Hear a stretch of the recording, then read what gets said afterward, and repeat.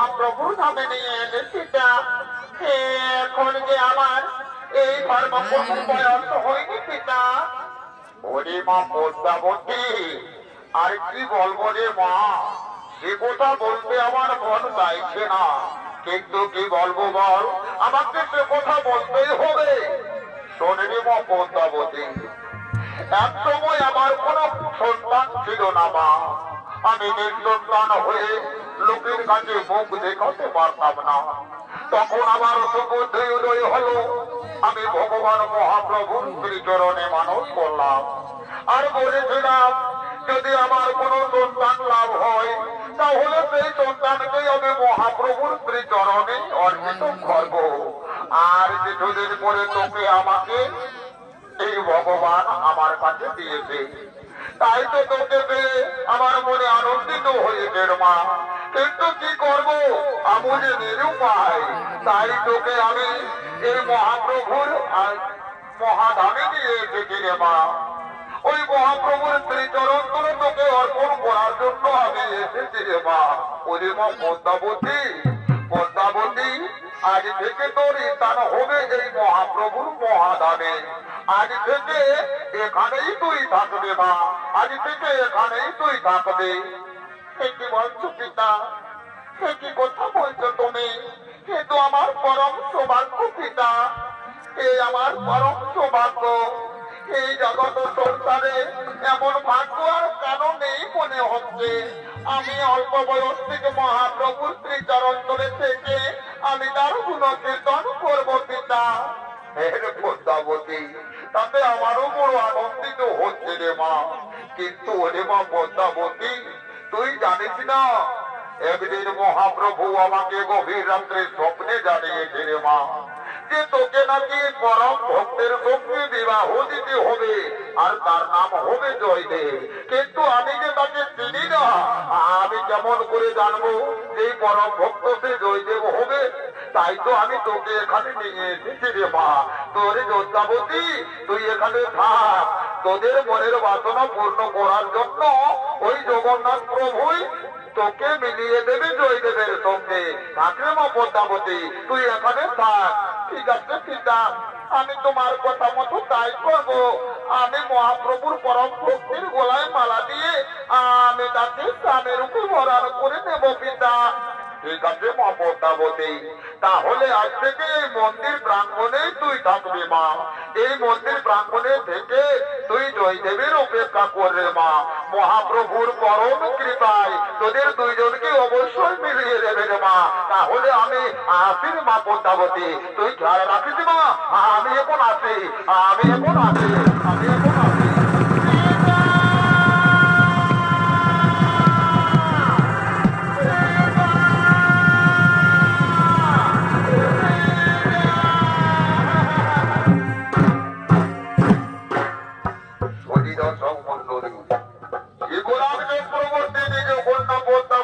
জগন্নাথ প্রভুর মন্দিরে রেখে দিয়ে নিজ বাড়িতে গমন করলেন।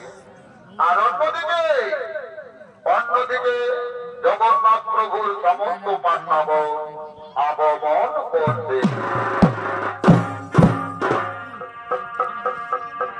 আর যে মন্দিরে যত পান্ডা, আর কেউ গরম কেউ ঠান্ডা,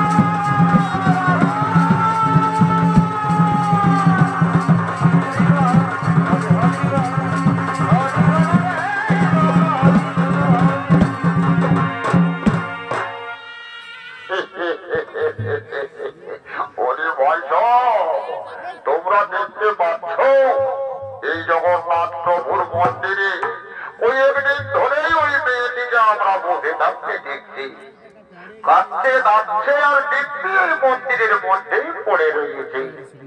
কিন্তু আমার তো মনে অন্য সন্দেহ হচ্ছে, এই মেয়ে যখন এসেছিল তখন একজন বয়স্ক ব্যক্তি তার সঙ্গে এসেছিল, কিন্তু কয়েকদিন থেকে ওই বেটাকে আর দেখতে পাওয়া যায় না। শুধু এই মেয়েটি মন্দিরের মধ্যেই পড়ে রয়েছে। ঠিক বলেছ ভাই, আমিও কয়েকদিন ধরে তাকে লক্ষ্য করেছি, এখানে কাঁদতে কাঁদতে আর মন্দিরের মধ্যেই পড়ে রয়েছে। কিন্তু মেয়ে মানুষ বলে কোথা, এই মন্দিরের মধ্যে যদি থাকে কখন কি যে অঘটন ঘটে যাবে, তাহলে আমাদের সকলের মান সম্মান একেবারে জলাঞ্জলি হয়ে যাবে ভাই। ঠিক বলেছ ভাই, তুমি ঠিক কথাই বলেছ। এই মেয়েকে যদি মন্দিরে থাকতে দেওয়া হয় তাহলে কিন্তু আমাদের মহান বিপদ হতে পারে। তাই বলি শোনো ভাই সব, চলো তো আমরা ওই মেয়েকে গিয়ে জিজ্ঞাসা করবো সে কোথা থেকে এসেছে। তাই চলো, তাই চলো, তাই চলো। এই যে এই মেয়ে, তোমাকেই বলছি, তুমি শোনো।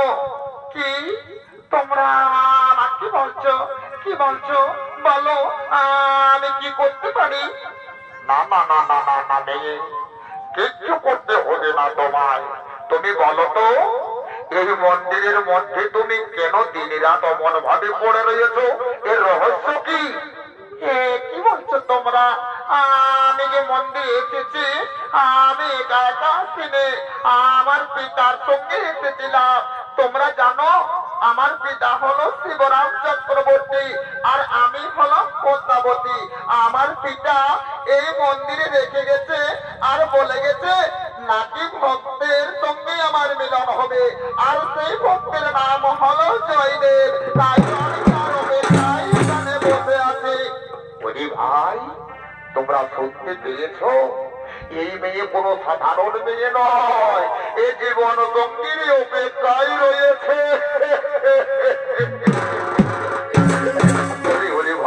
ওরে ভাই শোন, আর ওই জীবন সঙ্গীর কি নাম বললো শুনলে? কি বললো ভাই? ওই জীবন সঙ্গীর নাম বললো নাকি জয়দেব। সে নাকি পরম ভক্ত, তাই তো সে তাকে স্বামী রূপে বরণ করে নেবে। ওরে ভাই, তাকে কিন্তু আমরা কিছুতে ছাড়বো না। ওই জয়দেবেই হোক আর যেই হোক, তাকে আমরা যুগের শিক্ষা দেব। এই গোপনে গোপনে জগন্নাথ প্রভুর মন্দিরের মধ্যে প্রেমের খেলা খেলছে। না না না না না, এই হতে পারে না। চলো ভাই সব, চলো তো দেখি আমরা এখন ওই নিজ নিজ স্থানে লুকিয়ে পড়ি। আসুক বেটা জয়দেব, সে কেমন করে পদ্মাবতীর সঙ্গে মিলন করবে। হ্যাঁ হ্যাঁ, তাই চলো ভাই, তাই চলো আমরা এখন নিজ স্থানে পৌঁছে পড়ি। আরো ওইদিকে জগন্নাথ প্রভুর পরম ভক্ত জয়দেব মুখে সুমধুর হরিগুণগান করতে করতে জগন্নাথ প্রভুর মন্দিরের দিকে আগমন করে।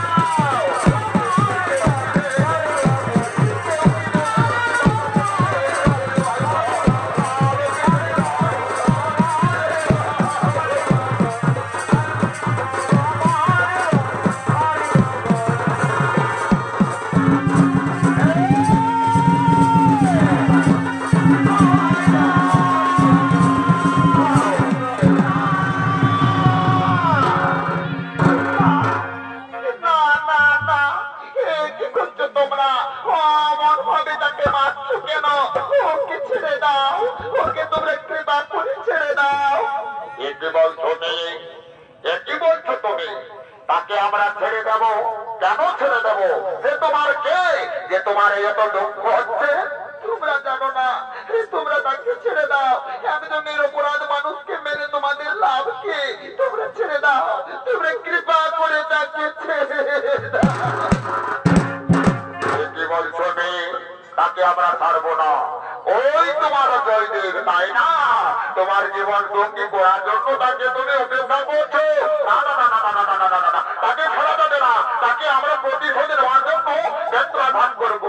না, তোমরা কৃপা করে মেরো না। আমি তোমাদেরকে বারবার অনুরোধ করে বলছি, তাকে তোমরা মেরো না, তাকে তোমরা মেরো না। আর মেরো না, মেরো না।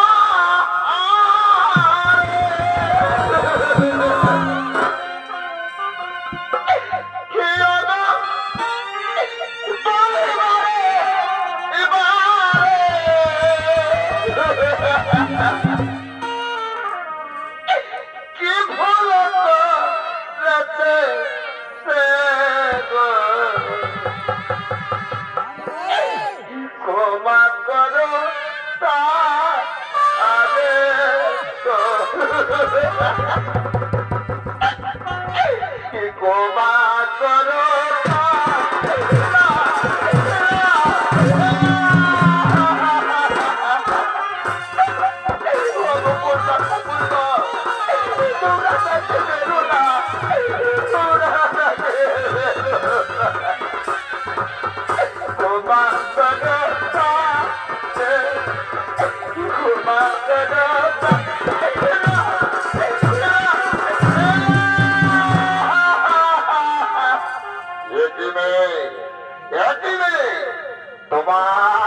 তোমার ওই কন্যাদের জন্য দুঃখ একেবারে উঠে পড়ছে।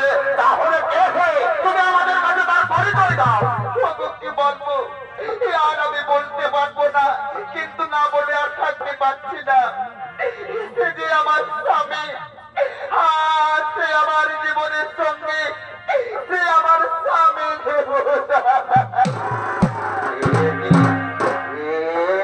কি বলছো তুমি? তুমি আমাকে স্বামী বললে? না না না, আমি কারো স্বামী নয়, আমি কারো স্বামী হতে পারি না। না না না, তুমি আমার মিথ্যে কথা বললে কেন? কথা ছাড়া তোমাকে আমি বাঁচাতে পারলাম না, তাই তুমি আমাকে ক্ষমা করে দিয়ে তোমার চরণ তুলে আমাকে ঠাই দাও গো, তোমার চরণ তুলে আমাকে ঠাই দাও। তাই হবে, তাই হবে, কিন্তু তোমার পরিচয় কি? তোমাকে যে আমি চিনি না। তুমি বলো, তোমার নাম কি? আমার নাম পদ্মাবতী। আমার পিতা শিবরাম চক্রবর্তী। আমার পিতাই বলেছিলেন যে জগন্নাথ প্রভুর মহাকৃপায় নাকি তোমার মতো ভক্ত জয়দেব আমার স্বামী হবে।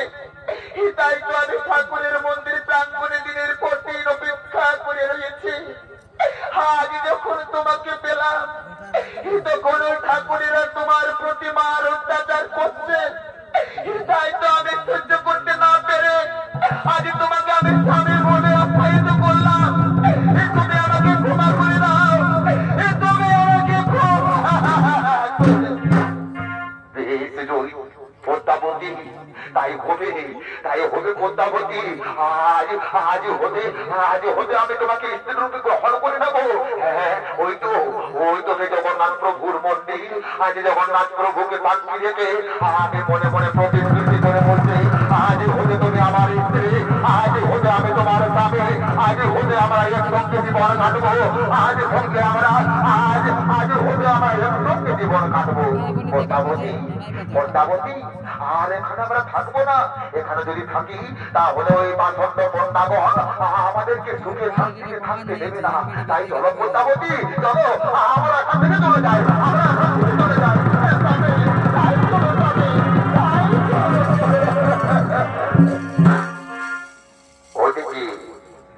ওদিকে রয়েছে পদ্মাবতী চলে গেলে, আরেদিকে পদ্মা মন্ডলী গো ভক্তমণ্ডলী করে মনের আনন্দে নিজেদের বাড়িতে বাবার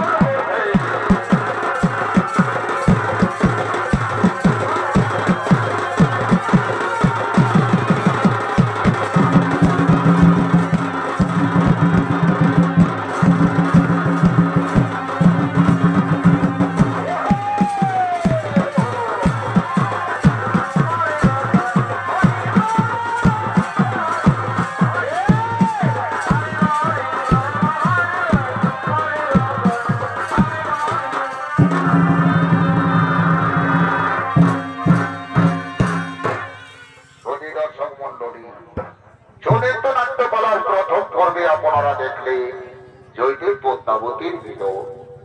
আর ওদিকে অন্যদিকে তৎকালীন বাংলার মহারাজ লক্ষণ সেন তার রাজসভায় সমস্ত নবরত্নদের আমন্ত্রিত করেছে। সমস্ত রত্নগণ আমন্ত্রিত পেয়ে মনের আনন্দে লক্ষণ সেনের রাজসভায় আগমন করছে। অন্যদিকে লক্ষণ সেন সেই সভাকে পরিচালনা করার জন্য রাজ অধিকারীর ভূমিকায় নিজের রাজসভায় আগমন করছে।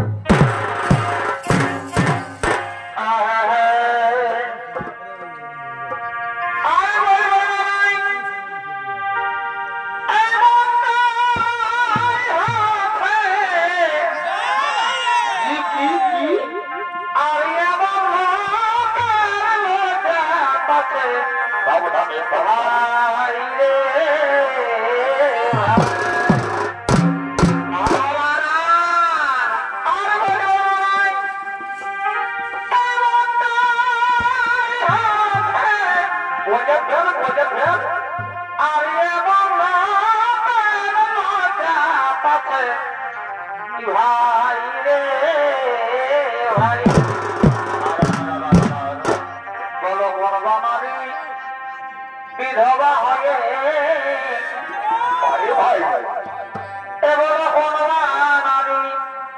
বিধবা হয়ে এবে তো জন্মাইছে ভাই রে পরে ভাই এবে তো জন্মাইছে পথে পথে পথে আরে কথা শুনে লোকের এ ভাই মাথা ধরেছে ও শাস্ত্রে এ প্রমাণ দিয়েছে ভাই রে এ প্রমাণ দিয়েছে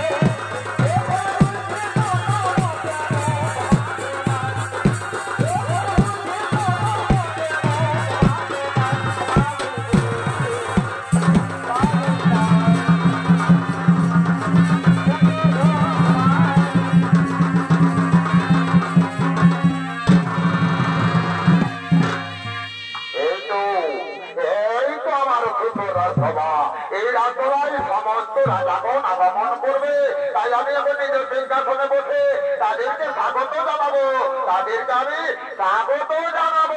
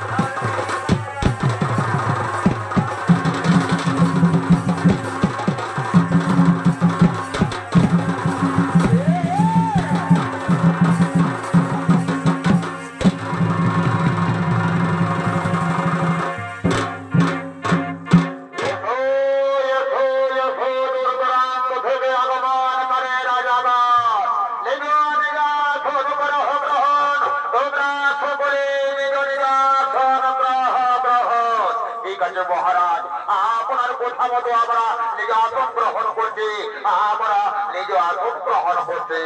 এতক্ষণে লক্ষণ সেনের রাজসভায় কবি জয়দেব আগমন করছে।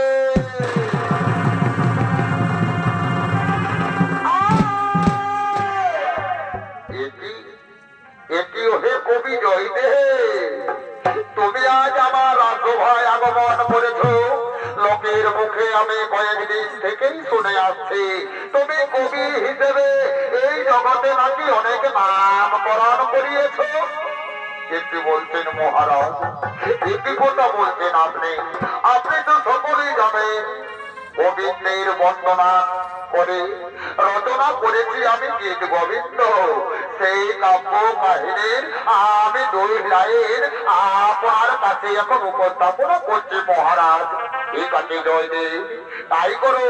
তোমার কাব্যের 2টি চরণ আমাদেরকে শুনিয়ে দাও। হ্যাঁ মহারাজ, তাহলে শুনুন মহারাজ, তাহলে শুনুন।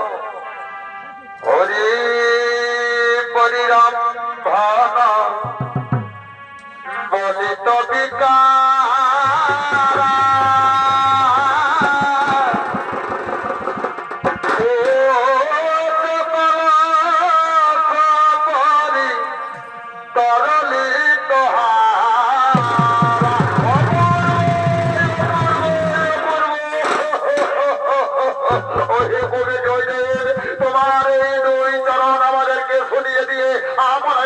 মুগ্ধ হয়ে গেছে জয়দেব, আমরা একেবারে আনন্দিত হয়ে গেছে।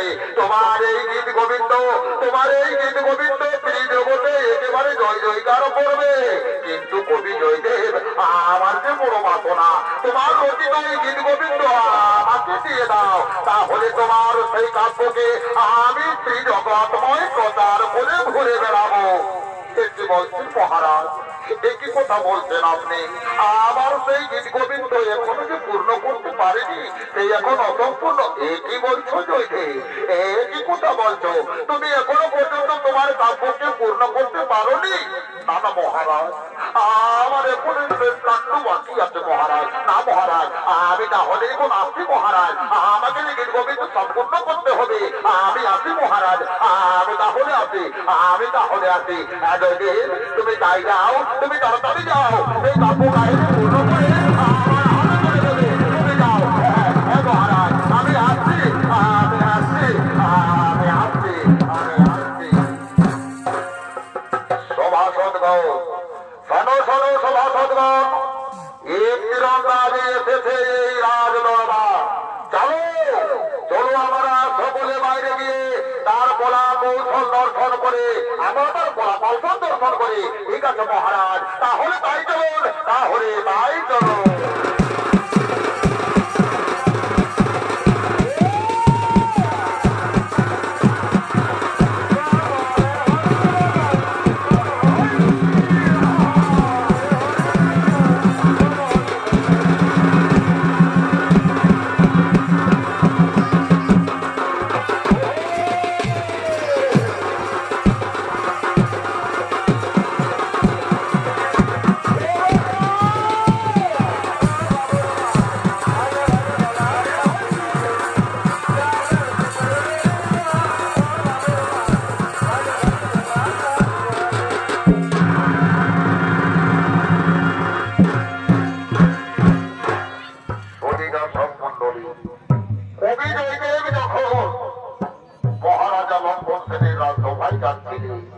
সেই সময় তার রচিত গীত গোবিন্দ গঙ্গার জলে ফেলে দিয়েছিলেন। কিন্তু ভগবানের অশেষ কৃপায় সেই রাজসভা থেকে ফিরে আসার সময়ে গঙ্গার জোয়ারের হেতু কবি জয়দেব গীত গোবিন্দকে পুনরায় ফিরে পেলেন। আর সেই গীত গোবিন্দ নয়ে নিজ বাড়িতে চলে গেলেন। আর অন্যদিকে জয়দেবের স্ত্রী পদ্মাবতী নিজ আলোয় আসছে ভগবানের প্রসাদ রান্না করার জন্য। ওম নমো শিবায়, হে নমো শিবায়,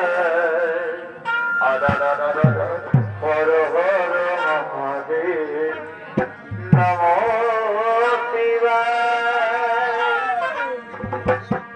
নমো শিবায় হর হর মহাদেব নমো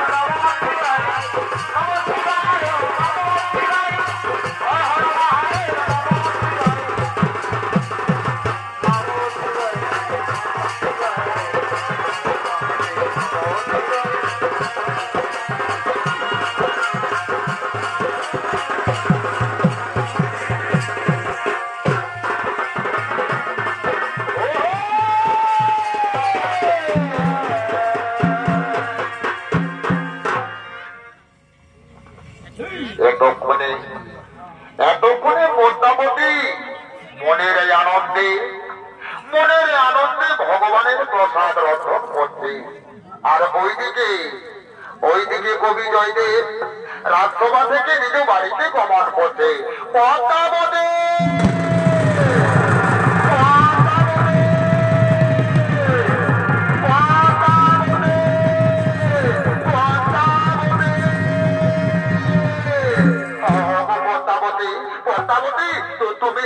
তুমি আমাকে তাড়াতাড়ি খেতে নাও, আমার যে বড্ড খিদে পেয়েছে পদ্মাবতী, আমার বড্ড খিদে পেয়েছে, তুমি তাড়াতাড়ি আমাকে খেতে দাও, আমাকে যে গীতি গোবিন্দ সম্পূর্ণ করতে হবে।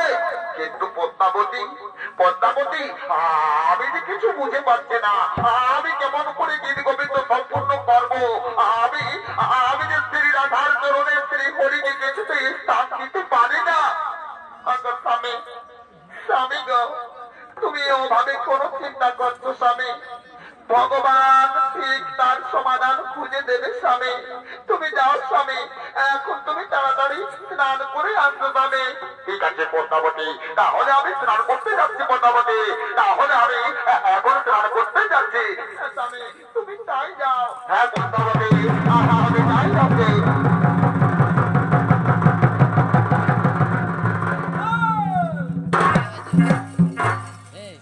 ওদিকে ওদিকে জয়দেব চলে গেল স্নান করার জন্য।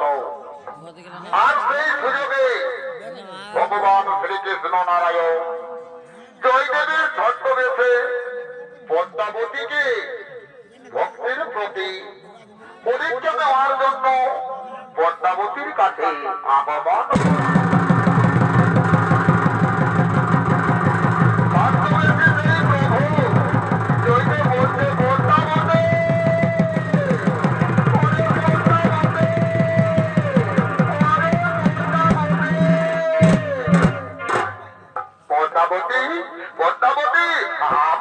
আমি এই দেখো স্নান সেরে এসেছি, আমাকে তুমি তাড়াতাড়ি খেতে দাও, আমাকে তুমি তাড়াতাড়ি খেতে দাও, আর দেরি করো না, আমাকে তাড়াতাড়ি খেতে দাও।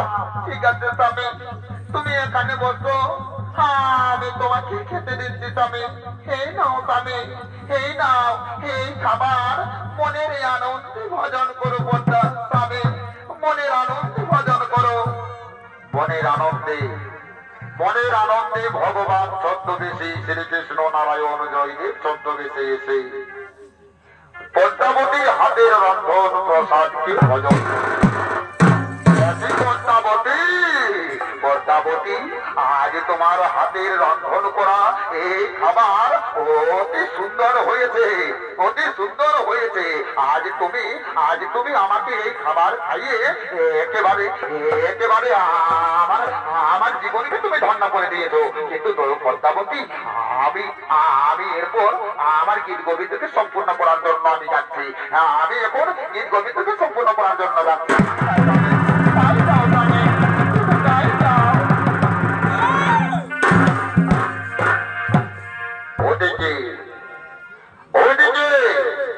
ছদ্মবেশী শ্রীকৃষ্ণ নারায়ণ জয়দেবের রূপে এসে পদ্মাবতীর কাছ থেকে ভজন করে গেলে পদ্মাবতী কিন্তু বুঝতে পারেনি। তাই পদ্মাবতী মনের আনন্দে তার স্বামীর এঁটো খাবার খেতে বসেছে। আর ওদিকে বাস্তবে জয়দেব কবি স্নান সেরে আসছে আর দেখছে আর বলছে, একই বাবা, একই সে পদ্মাবতী আমাকে বারবার বলে আমি পতিব্রতা নারী, আমি স্বামীর আগে কোনোদিনও খাই না। তাহলে আজ যে পদ্মাবতী মনের আনন্দে আমার আগেই খেতে বসেছে, তাহলে তার এই স্বামী সেবা? না না না না না না, এ নারী সেই নারী নয়, এ নারী কোনো সেই নারী হতে পারে না। হ্যাঁ, আমি এই নারীকে উচিত কথা বলবো। একই করতে হবে, একই করতে চলেছ তুমি কষ্ট সকাল ঠাকুরের কাছে মনে বলো তবে নাকি পতিব্রতা নারী। আজ তুমি স্বামীর আগে খেতে বসে তুমি এই পতিব্রতা নারী হলে তোমার হয় না, তোমার উচিত হয় না পদ্মাবতী, তোমার উচিত হয় না। কি কথা বলছো স্বামী তুমি? কি কথা বলছো? আমি তো কোনো অন্যায় করিনি স্বামী, আমি কি কোনো অন্যায় করিনি। তুমি অন্যায় করনি, অন্যায় করনি।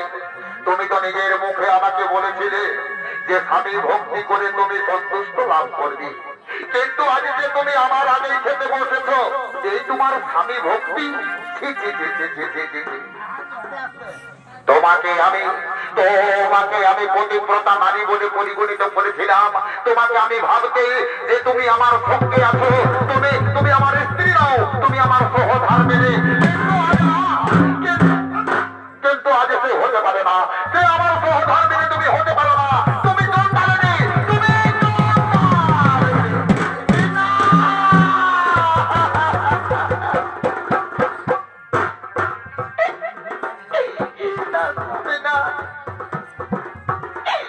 তুমি আমাকে শিক্ষা বলো না স্বামী,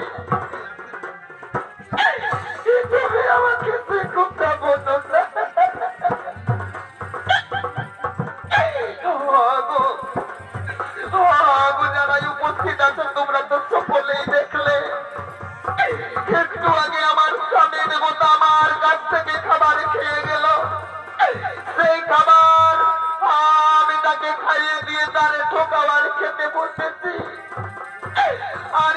না আমাকে বলছে আমি চন্ডালিনী, আমি নাকি স্বামী ভক্তি জানি না।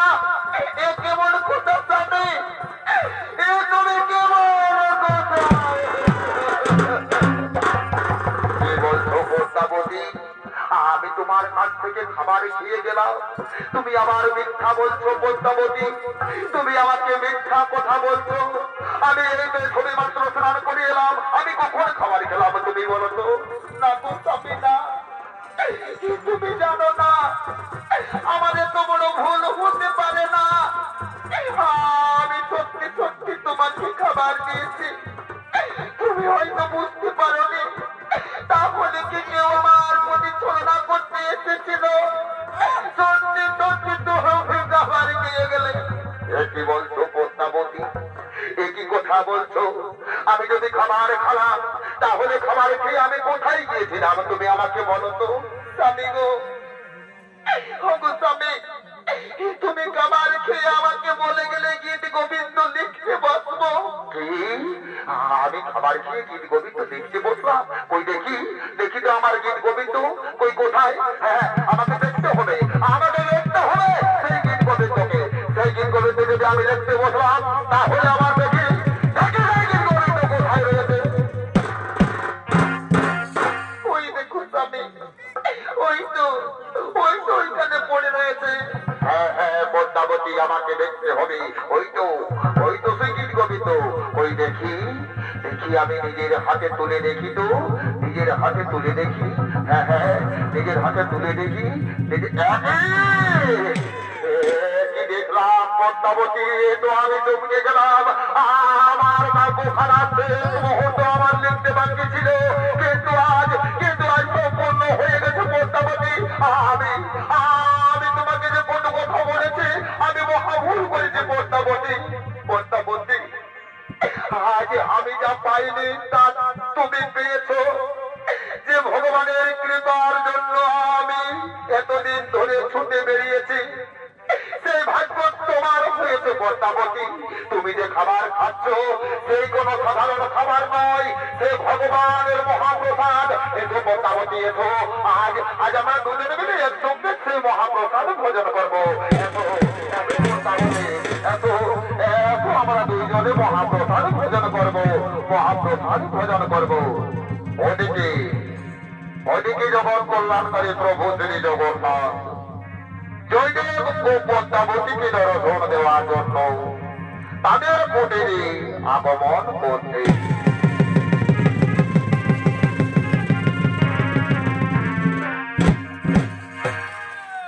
ওরে ভক্ত জয়দেব, আমার পদ্মাবতী, আমি হলাম জগৎ শ্রেষ্ঠ জগৎ কল্যাণকারী প্রভু শ্রী নারায়ণ, একরূপী জগন্নাথ। আমি তোমাদের মনোবাসনায় পূর্ণ হয়েছি। আমি তোমাদের ভক্তিপূর্ণ দেখে আমার মন বড়ই আনন্দিত।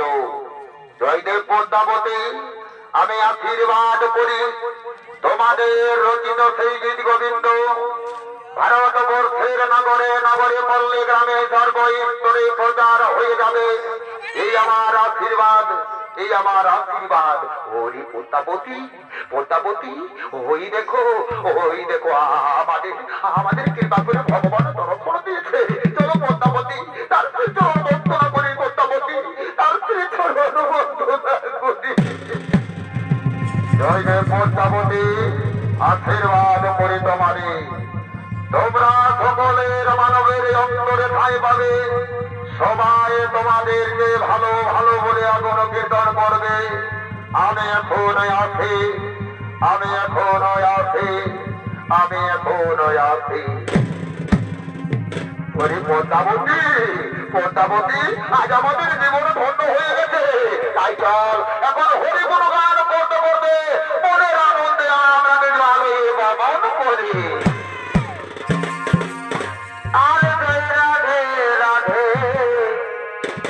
কৃষ্ণ কৃষ্ণ গোবিন্দ গোবিন্দ রে, আরে জয় রাধে রাধে। কৃষ্ণ কৃষ্ণ গোবিন্দ গোবিন্দ রে।